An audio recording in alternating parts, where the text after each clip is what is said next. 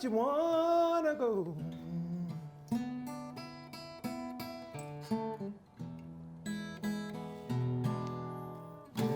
Come on,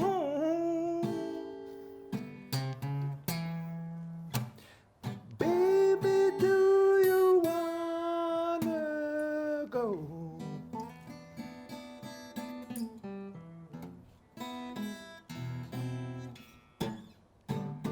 A thousand hills nation. Oh yeah, Kigali City is my town.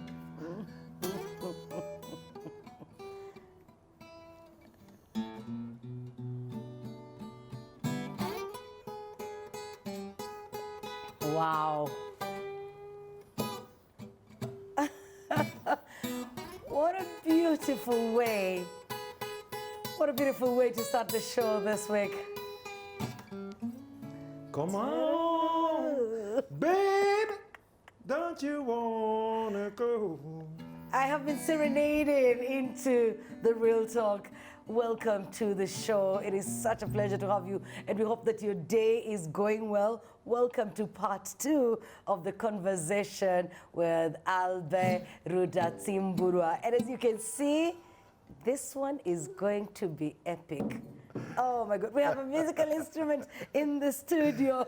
So you got me back. Oh my God, yes, I got you back. Albert the musician. Please share the link. We're live on Rwanda Television on the YouTube channel. Share that link so that we can have as many friends and family enjoying this conversation. Today we're going to have the last week was quite educative, informative. It was rich, heavy. Now this week we want to get to know the fun side of Albert. You know, the entertaining, the entrepreneur side of Albert. Thank you for being part of the show. We are at Mythos Boutique Hotel in Kiyovu. Albert, so how did you get into music? I want to hear that story. It's difficult to say because I don't really know exactly, in the sense that music has always been around. First of all,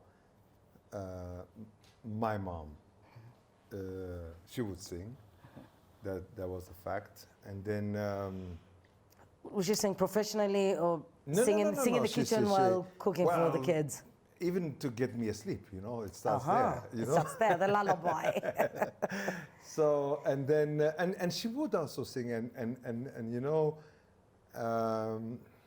because singing also, of course, there is also, it's not just the melody, but of course there is a melody, but there is also the words and all that. So that would keep us anchored to the motherland also, to who we were, you know. By the way, you know, because even when there were weddings, marriages, and all that, even my brothers would dance in Hore dance, you know. When you were in Belgium? Yeah, yeah. I was a kid then at that time. But then we grew up and music, okay, now, this we in the 60s, right? So even people of our color, there were not too many. So even to see them on TV, it would be connected with actually with music and with culture, because this would now be Black American, you know? Yeah. Or yeah, especially Black American. So that's like a kind of connection. And then at home, yeah. I mean, my brothers, because I was the youngest, so they would have all these things. So wow. so these were the days of rhythm and blues,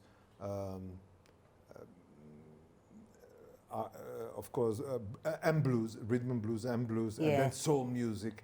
Oh, I mean, my brothers used to have like afros, you know, and the Black Panther would be Angela Davis. And they would be wearing oh bell bottoms. yeah.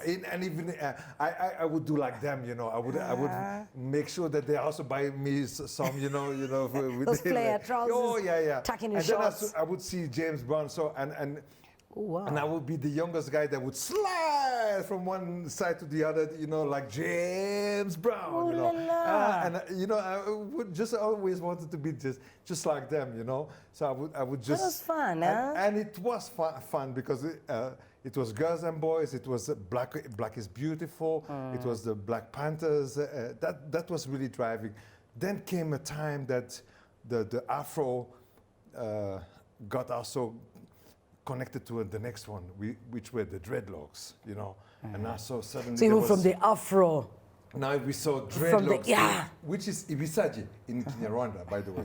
I had no idea there was a name for dreadlocks in Rwanda. Of course. Ibisaji. Only you can give us that out there. Ibisaji, it's exactly like a shaggy tree.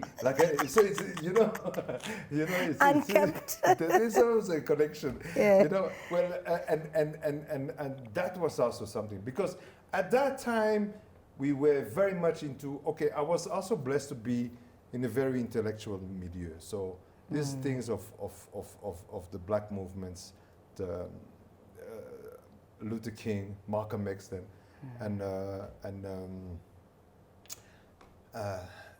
and also when Rastafarism came up, that was all things about, you know, like, tell the black people in the world, like, be proud of who you are, because they have been trying for ages to say that we are just the Low-class citizens. In the whole ranking of Like you should not races, even know. be existing. Exactly. Or we just there so that they can use us and abuse us, you know, and all that. So when that came in and So that movement was a good thing for you, eh?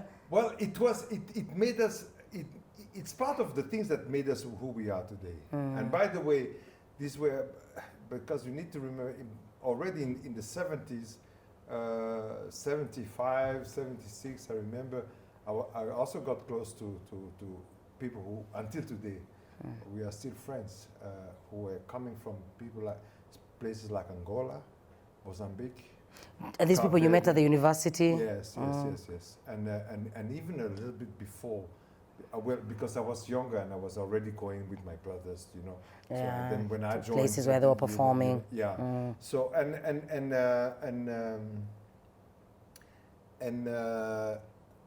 they were in full struggle, you know.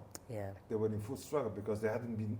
They were still struggling for their independence. Angola, I think, it's in '79, if I remember well, and Mozambique and all that. And so people who are the same age as my brothers, I would be with there and And you could overhear. Yes, of course. their stories. And then once in a while I ask a question, and then so because of that, then I also could tell people of my generation that what I knew that they didn't know, you know. That's, and, oh yes, you benefited a lot from the older generation, exactly, as I said. Exactly. Yeah. And then that was, by the way, also. So by the time I also joined university, the nice thing about university in Europe also is that it's universe.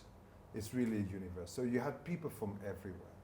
So you had Latin Americans, you had African from all the, and this was also the time that there was a famous book that came out and that became also a TV series called Roots. I think from a guy called Alex. Yes, or remember Levy or Roots. something like Yeah. that, which was That was the other guy, his Kunta histo- Kinte.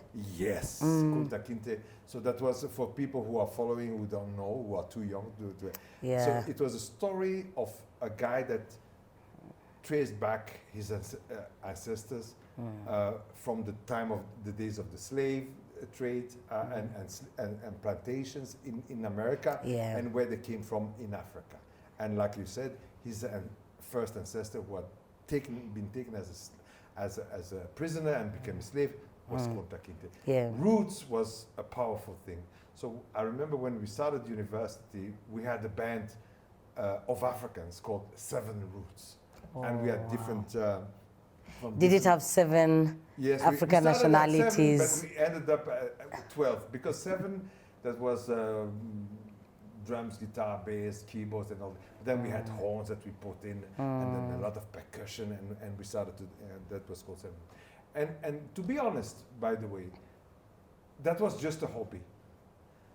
But because we were pretty well organized, it worked. So we did concerts. You earned from it. Yeah, well, we even went into a recording.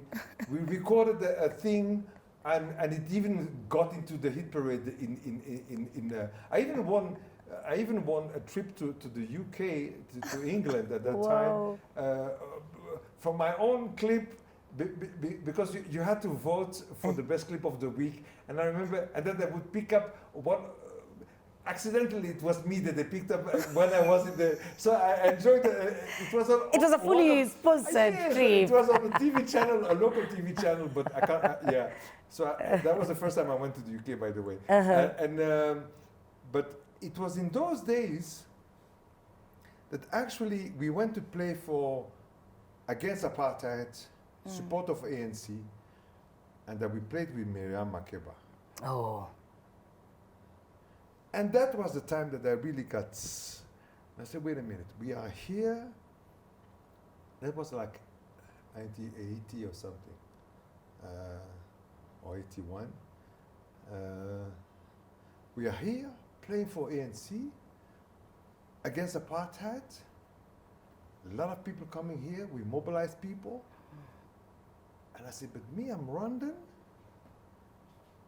And people have forgotten about us. We were the very first refugees in Africa. And people, 20 years later, had completely forgotten about us. And it was a conversation with Miriam Makeba and Masekela, Masekela. They said, but little brother, if you're talented, use your talent for that, for your cause. Mm-hmm. And so, actually, it's when I finished the mission that my parents had given to me. By the way, by then they had passed already. So I was on my own with my siblings, but everybody was living in another part of the world. Actually, after I had whatever my parents had asked me to do, I ventured into understanding how the whole creative industry works, because that was more important than just playing music. So that's you wanted to see how it could support your also cause. how it works first, even to understand, because it's an industry. So what are the value chains in the industry? Yeah. And that is why I never actually really invested myself into one instrument or becoming the best guitar player or becoming the best piano player or becoming whatever. You were able to play all these instruments? At the end, yes, because in fact then I started to think. So that's why I even got my own studio. Yeah. So you could play the piano, you could play the sax. I play the sax, I play the piano. And Oh stuff. gosh. But yeah, once you're in that, you're in that. Oh, there was a time. I'll give you. There's one movie that I watched from Spike Lee called More Better Blues. When I watched that movie, I said, that is my life. I was living. There was a time I was living in a house, just me and a guy from Guadeloupe. He had one floor, I had another floor. It was the cheapest rent that we could have. It was just the ground floor was a shop, cleaning shop or anything like that. So I had the first floor, he had the second floor, and the third floor we had just like a big open space, and it was a permanent studio. And that house was never empty. There was people coming from Paris, from Amsterdam, from everywhere, from London. Creatives. So it was always there. And Yeah. So man. on my room, I had my spots. But for the rest of the house, there were boys, girls, women, men, and there was music from everywhere. So how did you put that to use then when you came back home? No, in fact, from there, a good friend of mine that we were very close actually, because he had also chosen the same way. It's a guy called Mutar. He was a bit older than me, but he had started already before me, and he's one of the guys I was even immediately I connected with him. He was a bass player, by the way, and we had the same cultural background. He had grew up in Bujumbura, by the way. He came only when he was going to the higher education after secondary in Bujumbura. Moussa Jean is my brother. Yeah. Because now we okay, first of all, he came with the same background as we, because of Rwanda, because of who we are. So he had all the R&B stuff, the blues, the jazz. That was his thing. So when he came also, but then when he arrived, he was adopted more by Latin Americans. So this guy could play salsa and all the Latin stuff. So another time when we had our discussion, because we were on the same, I mean, my generation was about how do we get home. That was always That was always whatever. And we've been members of different associations of Rwandans to like because we need to. And there was that conversation. We need to get home all of the time because that was the mission our parents had given to us. Also, the communities. The good thing also is that the communities also entertain the culture and sustain the culture. So it was easier, but they had them. I mean, my brothers had already been like in cultural troops, but very informal. You know, nothing formal, but weddings and stuff like that. Yeah. When we got in, it became a bit more formal. So the girls would like really have like a all-female troupe dancing, and we joined one of them. Actually, we joined, and we said, you know what? We need to put this music now, because everything was a cappella without instruments, voices and clapping hands. Yeah. So now let's produce it like we hear any other music. Let's make our Rwandan music more accessible to more people. To more people around the world. And that's how we got into studios. Yeah. And actually, by then, there was a struggle that had started in Uganda. So in fact, I wanted to leave and join the struggle. Now, the problem that we had started the studio recording. Are we now back here? Are we back home or are we still there? We're still there. This Okay. is like 82, 83, 84. The struggle 85. has started. Yes. You're hearing about it while in Europe, and you're thinking of going, but then you have the studio. I wanted to go. Yeah. I wanted to go. But then they got me first in the studio. Okay. So when they got me first in the studio and we started, in fact, it was an incredible experience for me because I knew already so much music. And I had been singing these songs, but I never thought about them. Now we were in the studio, now we had to produce them. Now we had to put some other instruments on that. That was boom, wow. It was such an opening because suddenly I got into in depth in that. Everyone outside my friend of mine and myself, they were not professional. They would do it by hobby or because they wanted to. They want to stick to the. But so we got a guy who was in Burundi, who was in a cultural troupe that was doing that all the time, 24/7. It's a guy called Muyango. So and the girls who were singing and dancing were called Imitari. Imitari were famous at that time. In our communities, they would be asked everywhere. So from there came the idea that all these things we're doing there to do it now in a studio, so that we can also talk to more people. The whole idea of what we had been doing with Miriam Makeba for the ANC, again, so now to use culture as a voice for our cause. Our own people, yeah. Yes, people need to understand now that even at that time it's not like today. Today you just ask a computer to do it. So that at that time, that means that the only Rwandan musicians was Mutsa, my friend, and myself.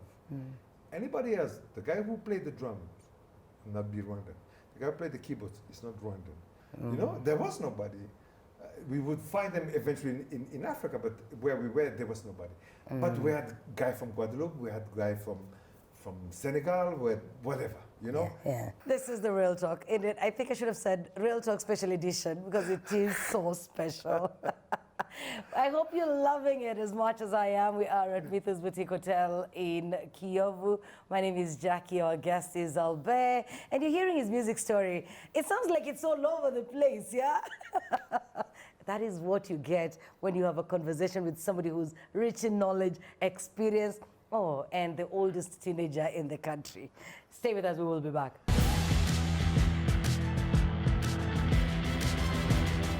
Welcome back to The Real Talk. The hashtag is The Real Talk. If you have a comment, a question, please send it through, Albert, and I will respond to it. So, Albert, you have gone through a lot to get the Guadeloupe, to understand what you need. You have to suddenly make these dancers work with instruments that they had no idea. How long did it take you to accomplish what your desire was? The very first album took us really so much time that I I missed the war in Uganda. Maybe they saved my life because I could have, because I was really, but they were also very inspiring because we would be in the studio and we would hear that our heroes made Fred Gridiam at that time, Paul Kagame and all that. The original song is Kana Kama Manu Jirengoda Kwanga Njenza. So that was an original song, okay?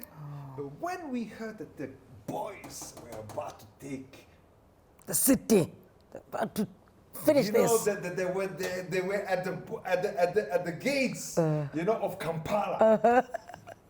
That night we stayed in the studio, and in the morning the singer had another. He had composed a song for it. It was the same melody, Yeah. but changed the whole composition. That they were showing us the way that we can feel it in our heart, in our breasts, what they were into, you know. And in the morning, we had stayed there, and then we got and recorded it, and bam! It was like, even for us, you know. So even the whole thing was had been for me an academy to get into in my own culture, because these were things that I had never thought about it. But now that I had to play with different people, I had to be able to translate it to guys who were not of our culture. Yeah. And for them, it was, even for people from Guadeloupe, they said, guys, this is experience. Because they were descendants of slaves. Yeah. They had no roots anymore. So you're telling them their story. You making them understand their heritage. All connecting, you know. Wow. So all of that started, and then we started. We started our own dancing, the male part. So I started to dance also in Hore. With my colleagues, Muta, the singers and more guys. So now we had the ladies and the guys dancing. Yes. So and now imagine at that time, even when you perform at an event, a wedding ceremony, you're paid for it. Yes. So how did you eventually come back home, Albert? So well, then started the 90s, you know, and then the October 1st started, and that really drove us, because now we had to support the struggle. So while you felt you were ready. Oh, no. We ready or not? Oh. Ready or not? We just jumped. So we stopped most of the things we were doing, but of course by that time I had also been producing more things and all that. I got more familiar with how the creative industry works. I'd been playing with me and my friend, by the way, this Mutsa. We then backed up.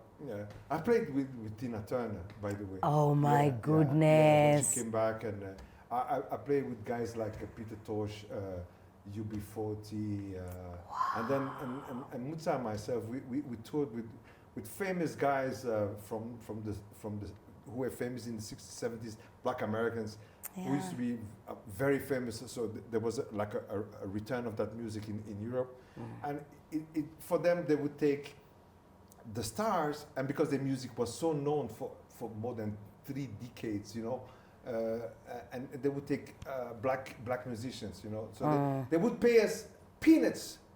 You know, but for us, it was the academy. It was everything, yes. Yeah, you were not there to make money. No way. You know, they would pay like the American system every week, you know, and but I would be there. I would be on stage. I would be with Rufus Thomas, Eddie Floyd, Carla Thomas, all the things that I've seen when I was and I would learn about how the stage worked, you know, because this guy would come. He would come like 48 hours before we started the tour, and we would go to Amsterdam, to Rotterdam, then to Paris, then Düsseldorf, then Hamburg, Berlin, everywhere. We would tour everywhere, and we were on the road all the time, you know. Tell me what you really learned from this experience, Albert, because I imagine for a lot of creatives and young musicians, when they have an older artist that they look up to, their prayer is that one day they'll get to watch them live. You know, just watch them live. But now here you weren't watching them live. You were performing with them. Like every time today when I see Bruce Melody and Shaggy, I don't want to imagine what goes through his head when he sees or watches, goes back to watch interviews that is sat on with Shaggy. And so for you, what did that mean?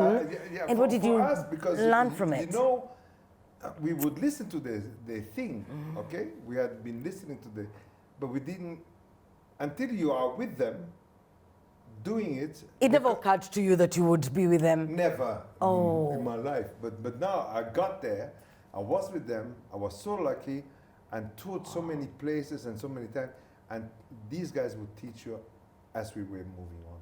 Wow. They were so nice, all of them.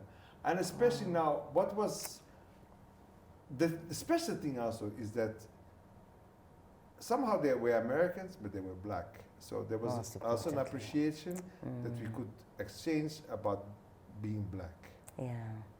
And they would appreciate that we as Africans were able to do what they were doing. Because at the end of the day, themselves had the problem to be under-educated about Africa, or miseducated, misinformed, you know? But now they had the real Africans. They had a chance to learn from you.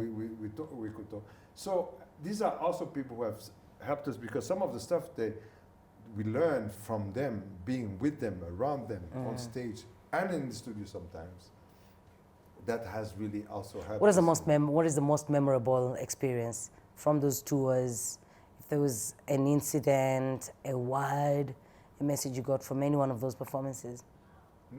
If you recall. I would say more how does all those things work also, because you know now everything it's a show time, right? So everything is now script, because it's going to be the lights, it's going to be the sound, it's going to be the space, all of that, you know. That was really so even after that, when I would do my own bands, I would have all of that. So I would, you know, there was a You'd know all these things matter. Yes, and then it Get was that right. even with most of, when I came back after because I came back in '94. So after that, all the bands I've been playing here, I would also share that with them, and of course they would do things that they had never done before. Let's talk about, you know, Albert, I would love to hear that. Coming back here, and now you have to perform with bands in Rwanda. How was that for you? No, well, of course, some of them had already heard of what we had been doing, so people would be very respectful and they would come willing to learn from you, eh? Yes, but in general, everything has always been so nice. You know? Wow. People people would show you that they would show you that they also want to learn. You know, when we did the music back in the '80s, and then the struggle started in October '90s.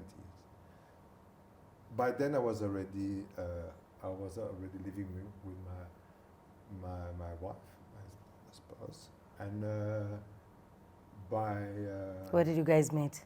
In Europe. Okay. Yeah, and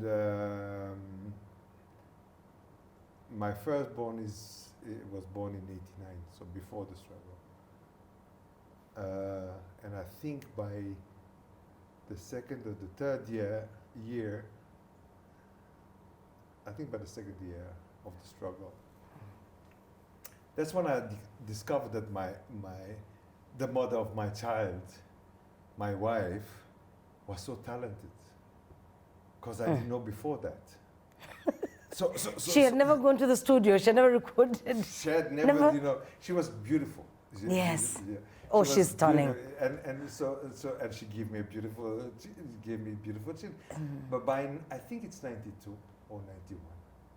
Suddenly, I know she had been so. I mean, for her it was this situation of this Habyarimana who was signing and then not applying what he had signed for, and things like that, you know, and she got really mad at that situation. And I was in the living room trying to, and then suddenly I hear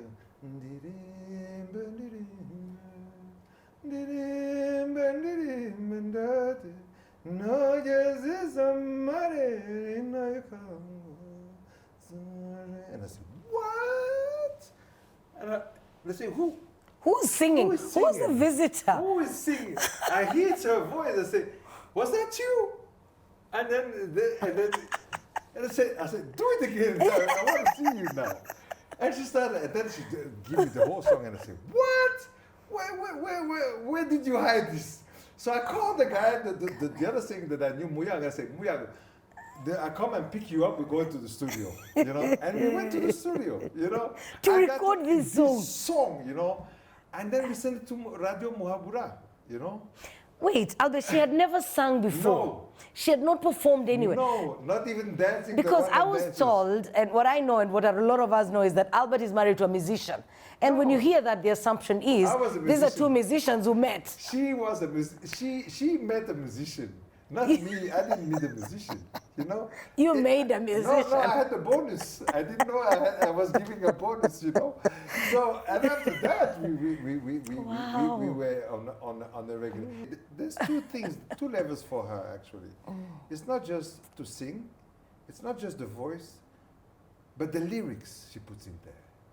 That is. And it came from a very personal place. As you're saying, the politics of the time was getting to her. Yeah. And it was impacting on her that it had to come out, you know? Yeah, even when the RPF took Kigali, Jesus Agen, Radio Muhabura. You know? Albert, let's talk about sports. So somehow you, the creative, the musician, ends up being a sports administrator. How did you get to find yourself there? It's a fraud. If people have told you that... Oh, they told me that, oh, you're a big shot. Hey, my goodness. You transformed the sports scene of the country. No.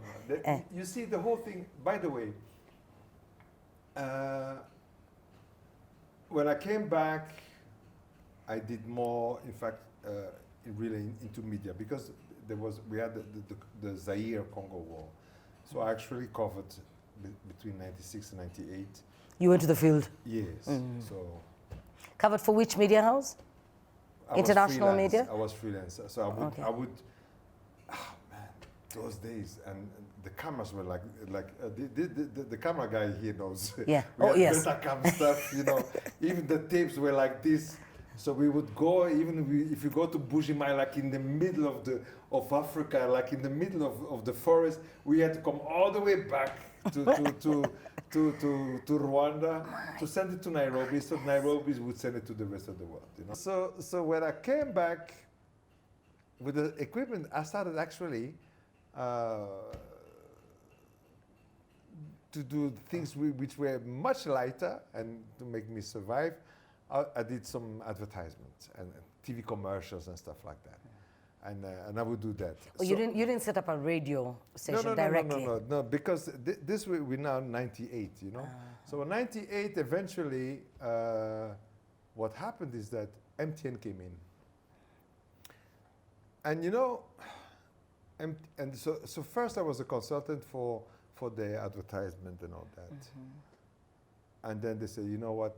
Why don't you become the brand and marketing manager? So this is the only time in my life that I worked on a payroll.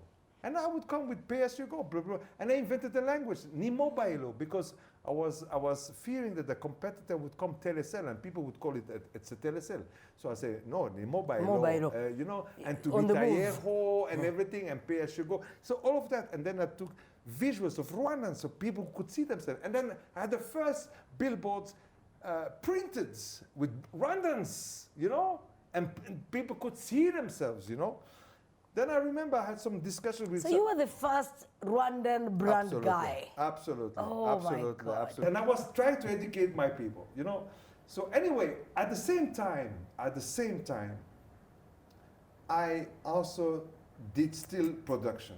And I produced some local talents. People say, why? I say, if I produce you, it's just for your ego. Because it won't go anywhere. Because if we don't have media, we can't get it out. So it was when President Kagame actually was elected in his first term, that he liberalized the things, the waves. And that's when I say, okay, And I called my brother and friend forever, the Mutsar. Mutsar. Let's do now. I told him, come back home. He was still in Europe. I said, come back home. Now we have a radio station, and we can have the recording studio, and we can produce and broadcast, you know. Because at that time it was Chameleon, it was Mr. Rice or Mr. Ice, I don't know, from TZ. Mr. Nice. Nice, Yeah, yes. So Professor J. Yeah, so all of these guys, you know, and no Rwanda. We didn't have musicians. Yes. Yes. So that's how we started to produce the Miss JoJo's in our studios and all that. So we, all of these people, and just so my deal was that until I found out that the newsroom was intellectually so empty.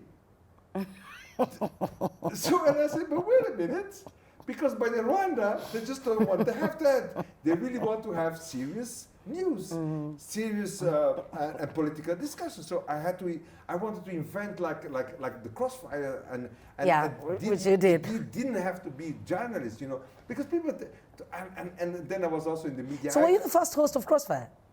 I invented it. Oh goodness. All of that was my That stuff. was your, yes. Yes.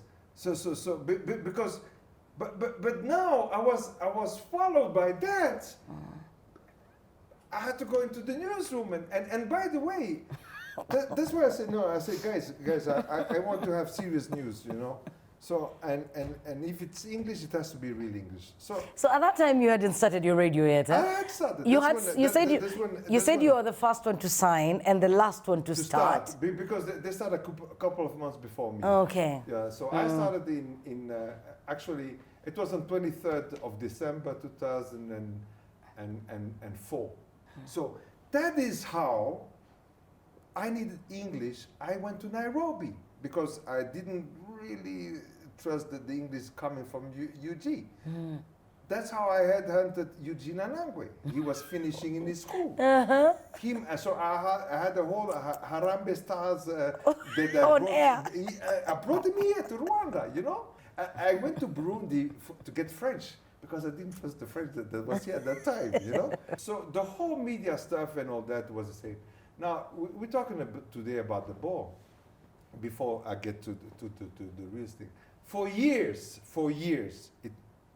Contact FM organized every year a street ball contest. It was inspired. It was like a pop, a hip hop culture. Because at that time, after Michael Jordan's and all of that, guys, and I say, in Rwanda, okay, fine, soccer is big, but man, we got people here that could become superstars in NBA. So at the Petit Stade, where you now have BK Arena, we had every year, sponsored with Sprite Ball, actually. So we had these paintings on the walls. The graffiti. The graffiti. There was a graffiti contest.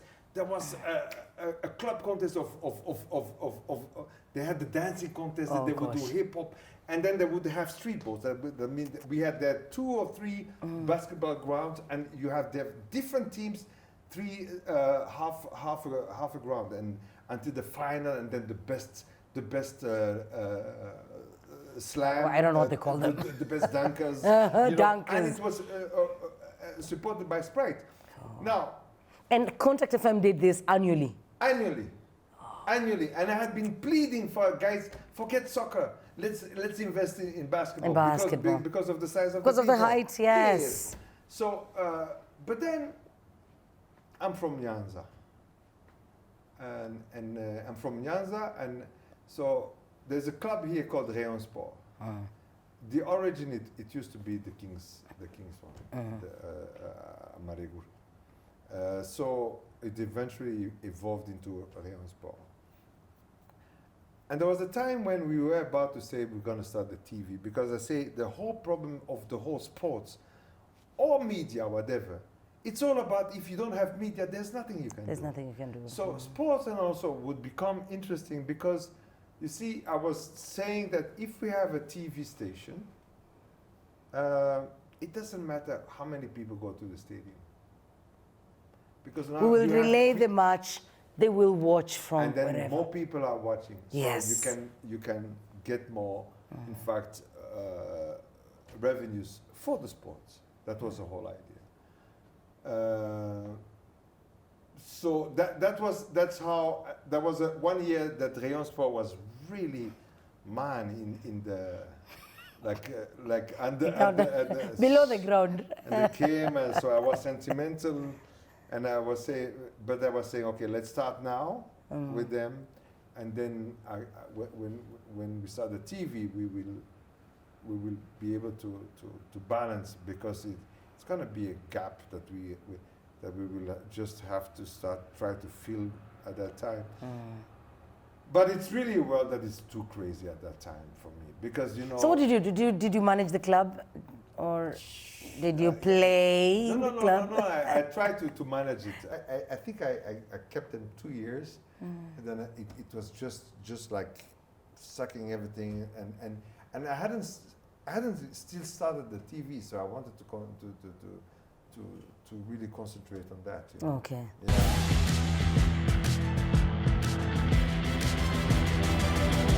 Welcome back to The Real Talk. This is RTV. We are live on Rwanda Television channel on YouTube. Albert, as we edge towards the end of the conversation, I would like to know, you're a social and political analyst, a man that is sought after in the region. You will be called upon by international media to comment on different things, the UK migration bill and many others. Now, when you look around our region today, the East African region, is there something that gives you sleepless nights? I want to hear your thoughts on that, but also for the benefit of somebody who probably wants to learn something about the East African region, the East African community, and the politics that sometimes affects the region. I believe that at this point, the real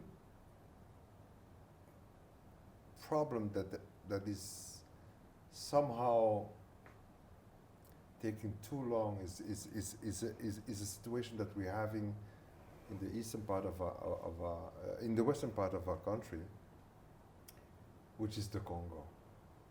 The Congo has been really something that has been messy for the last 30 years, and somehow it has dragged into the rest of Africa, but especially this East Africa, you know, especially because everything is happening in the East, and that means that it's unfortunate that we can't have an in-depth conversation with all of East African, because at the end of the day, despite the fact that we haven't really got the best out of it, but it has connected us. You know, there's something really interesting that we at the end of the day, after all of this time hammering that, we do have a common feeling of being East Africans. You know, so we are connected with Kenyans, we are connected with Tanzania, we are connected with Uganda, we are connected to Burundi. These are our people, and somewhere we have but there's so much, I would say, unnecessary noise and attraction for a situation that never gets solved, you know, and so much misery, because for the rest it would be just about being about governance, you know, but then no, it's a tragedy, and especially when we're coming closer to what has happened here in '94, you know, to live with that, that's really a burden, and not just a burden for Rwanda, it's a burden for everyone in East Africa. You know, it's a burden for Kenya, it's a burden for Uganda, it's a burden for Tanzania, and even Burundi, because Burundi has other problems, but we are one. So I really believe that this thing of Congo, and the problem is that obviously outside us as Africans, Western, especially the Europe and the US, are really interfering into that, and it's our it's not good for us. And maybe we've allowed them to interfere to a certain extent. Well, of course, we could eventually voice more. It's not that we have allowed them, but maybe we have not told them enough that they should, you know, maybe let us do, because they always think that they should be the ones to tell the rest of the world, you know. But I think we have not, as we should come up. And then the next thing also is that we really start to think bigger than very locally, you know. I really think we and it's on and off actually, but you know, as a region, as the East African community, it has so much potential, you know, and so many people, so and everything is here, you know. If if all of this was really interconnected, man, to do wonders. This would be another place on this planet, you know. It's becoming between the Indian Ocean up to the middle of Africa, and all of these people, and with all the potential that we have there, and I hope that, because as we are walking out, my generation, over the next generation is really heading there. I hope the next generation will do better. Thank you, Albert. I would like us to conclude the show with some brown sugar. Oh, oh my God. Oh my God. Brown sugar. Yes, some brown sugar. For me, it's been such a great honor to have Albert Rudatsimburwa on The Real Talk, and I hope that you've enjoyed the conversation. We will be online. If you have a thought or two, share with us. The hashtag is The Real Talk. We will respond. I also want to assure you, he will be back. Thank you for your time, my dear. Let me also share something with whoever is watching, you know, is that she really surprised me to bring me back, to bring my guitar, I mean, to have me and my guitar, because I haven't been for real for touching this thing. It's been a while since you last played it. So, string away. So this brown sugar, by the way, you better look at the one that I have. There's one thing I have on YouTube is brown sugar. So, but yeah.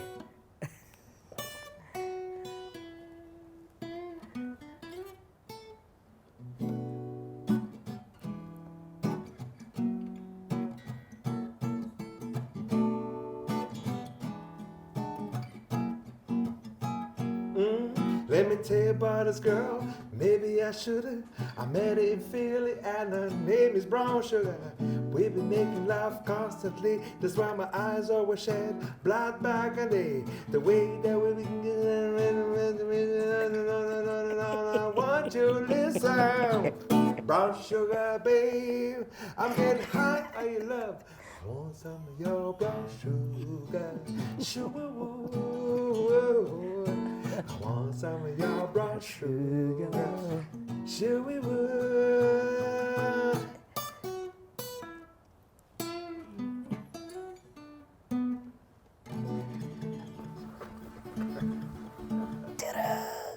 Yeah. The rest of it is on YouTube. See you. Ambushed. Have a good one.